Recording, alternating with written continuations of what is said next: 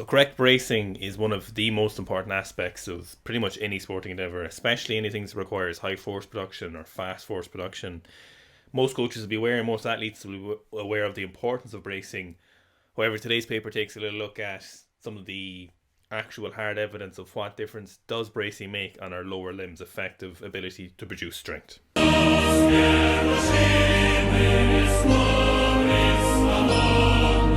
Today's paper is titled, Does Intra-Abdominal Pressure Have a Causal Effect on Muscle Strength of Hip and Knee Joints? This is coming at us from the Department of Sport and Life Science, National Institute of Fitness and Sports in Kanoya, Japan.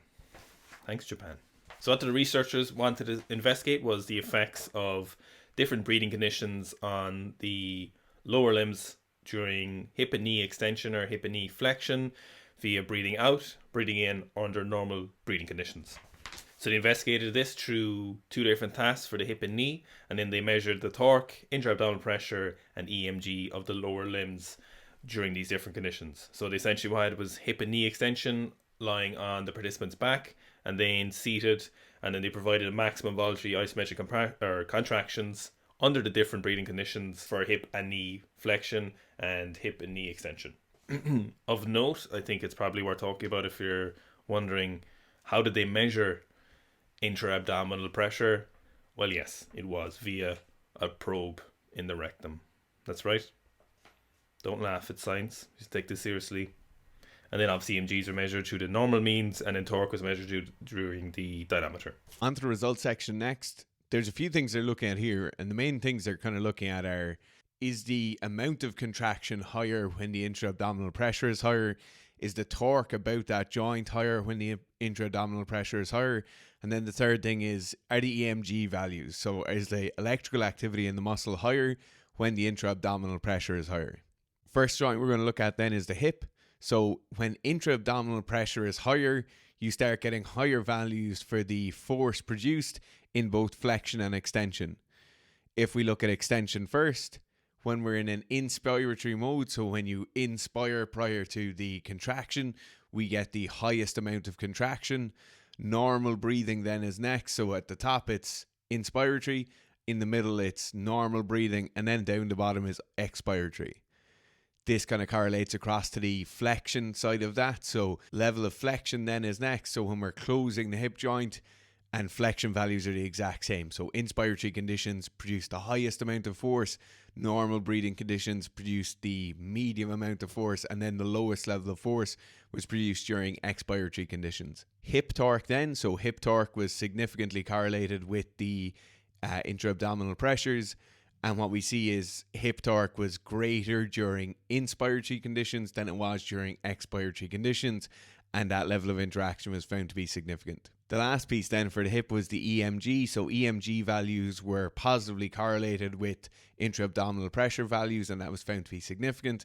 So basically, as intra-abdominal pressure went up, the EMG values in the hip flexors and hip extensors went up. One point to note here when we look at the table, if you were to look at the table and you just took the values, so one of the values was for bicep femoris, one of your hamstrings, so it is a hip extensor, and that value for inspiratory seemed to be lower than it did for expiratory, but due to standard deviations, like it's an important point to note, and I'll pop that table up on screen, is that even though you have higher levels of absolutes, so it appears as though the activity or the contractile potential of the muscle is higher, due to the fact the standard deviation is so high, it's not significant. Moving on to the knee then, and the knee is slightly different. Obviously the knee is more distal from the abdomen, so you would expect that abdominal pressure wouldn't have as much of an effect, and it's definitely true here. So we see some significant interactions in terms of flexion and extension. The interactions appear to be modeling the same kind of mapping as we have in the hip, where inspiratory seems to be higher, normal breathing seems to be in the middle, expiratory seems to be the lowest, but we don't have significant main effects for the knee. So it would appear as though, due to the proximity of the hip joint, or the kind of central nature of the abdomen to the hip joint, that hips are going to be affected an awful lot more than knees will in terms of our breathing conditions when we're doing the contraction or the movement itself. The last piece then on knee is like obviously the torque values and the EMG values kind of back this up. So it's not just a thing that we're producing less force at the knee. We actually just like the EMG values don't read out either. So the amount of electrical activity going on around the knee doesn't seem to be correlating with intra-abdominal pressure as much. So if we take their key finding or the most significant result in terms of the positive aspect of strength, so their knee or hip extensor strength was most positively influenced by intra-abdominal pressure. Essentially, their hip extension was influenced by, you saw the most strength produced when you were braced or you had an organized core, which makes sense in terms of people watching this. So likely you're doing some kind of squatting, any kind of strength training movements with hip extensor. So that would be like standing up out of a squat, potentially cleans and snatches. So it's very, very useful if you think about this in terms of it kind of confirms that you need to be organized, you need to be braced, you need to have an organized core to produce the maximum force from your lower limbs. And I definitely think it's something we forget about, especially as we get more advanced athletes. So people watching this, been training for a while, you kind of, and you have to, you eventually get organized and you have kind of a subconscious routine for bracing, and then that's kind of it, and you kind of forget about it. And until you become aware of it again, it's something that can potentially back off and become kind of lax. So I would say practical applications from this paper, if you're listening to this, is make sure if you're strength training this evening when you go train, make sure you're bracing properly. And intra-abdominal pressure and breathing in is probably the most important one. So some people have a habit of breathing out and bracing, and it's really not quite the same thing. And we know this from kind of experience, and this does kind of confirm it somewhat. That kind of brings on to the next point though. So the issue with isometrics is, again, that they're isometrics, and it's very rare that any practical situation that we're in an isometric situation where we're just going for maximum isometric movements. Most of us, practically all of us watching this, are doing things that are in motion or movements in motion. We're doing actual sports or sporting movements.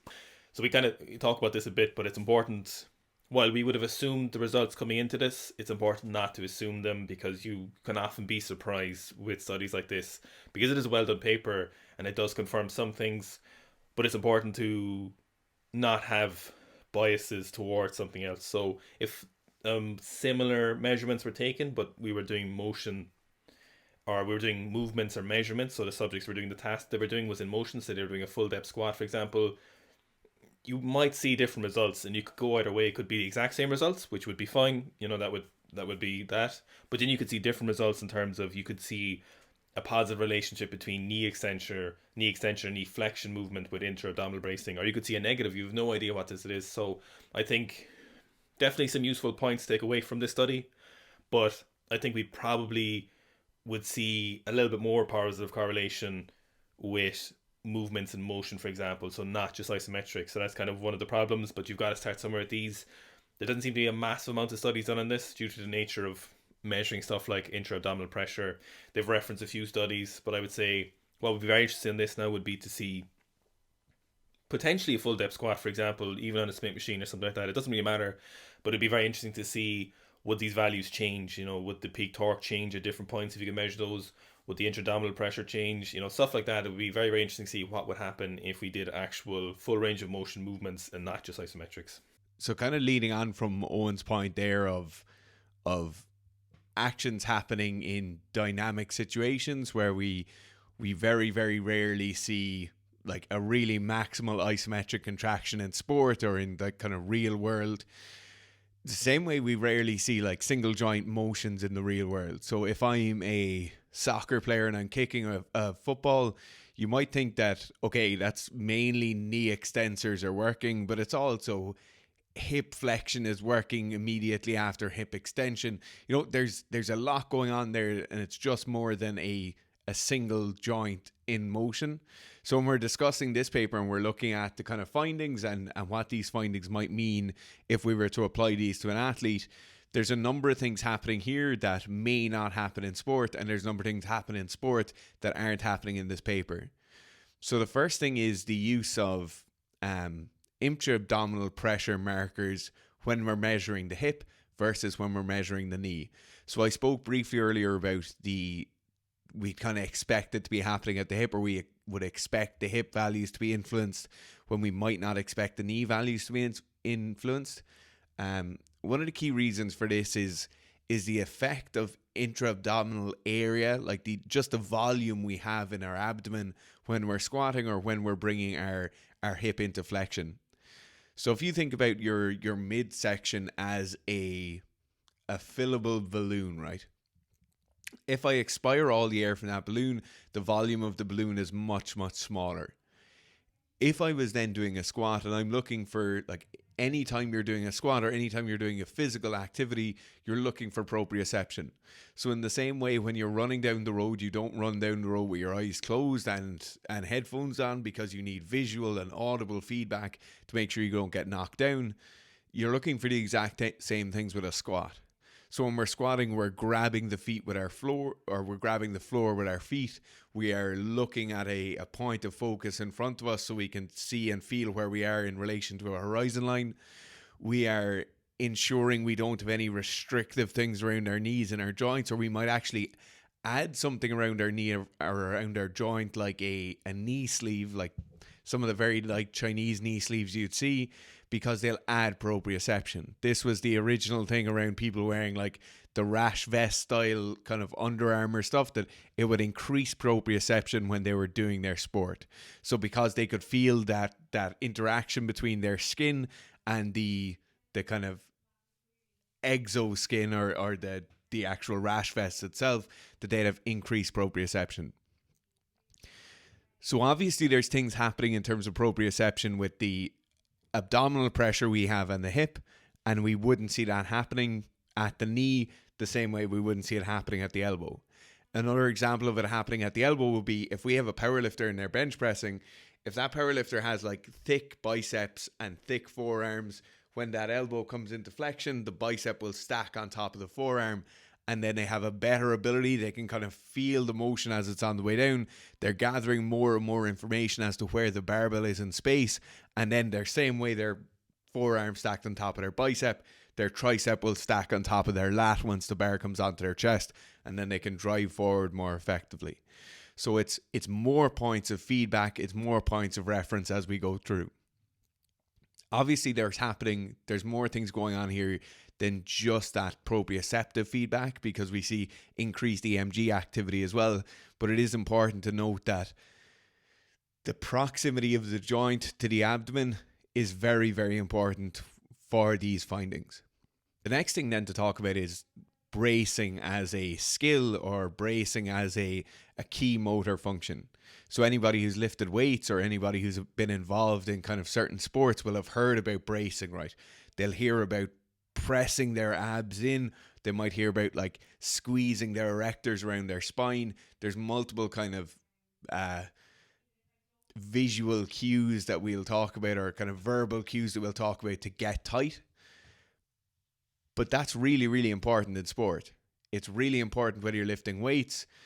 And just because a paper says, okay, expiratory might not be as good as normal breathing, or inspiratory might be better than normal breathing, it's important you take this with a pinch of salt, and you need to say, okay, this is how I brace myself. Like when I'm bracing against my belt, I feel better when I breathe in, and this paper kind of backs that up. So if we look at a lot of people who are very, very experienced or really good powerlifters or powerlifting coaches, they'll often talk about breathing out against the belt. So rather than just pressing your abs against the belt, you're trying to fill the belt along its full circumference. And that the findings in this paper back that up. You know, they're not saying just squeeze out as hard as possible. They're talking about breathing out into the belt, increasing that intra-abdominal area, so filling that balloon more and more. So it's nice to kind of see when the to rob a phrase from someone else, when the phenomenology is backed up by the science or the kind of actual data. It's nice to see that crossing over from the kind of bro science world to the actual science world.